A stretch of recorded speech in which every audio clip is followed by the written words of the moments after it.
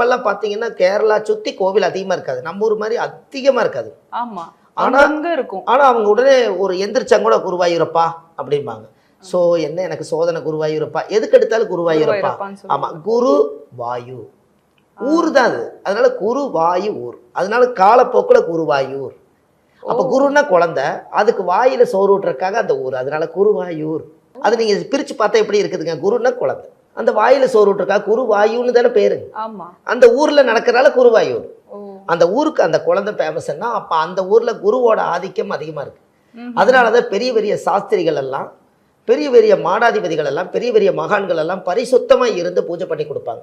அதனால குழந்தை கொண்டு போய் பிறந்த குழந்தைய 6 மாசத்துல சோறு ஊட்டுறாங்கன்னா முதல்ல அங்கிருந்து சாமி அவர் சாப்பிட்ட பிரசாதத்தை எடுத்து அந்த குழந்தைக்கு ஊட்டி விட்டு அந்த குழந்தை முழுங்கிருச்சுன்னா இந்த உலகத்தில் இருக்கக்கூடிய அத்தனை டேஸ்டான சாப்பாடையும் உணவை அருந்தருக்கு அது தயார் நிலையில் ஆயிருச்சு என்று பொருள்.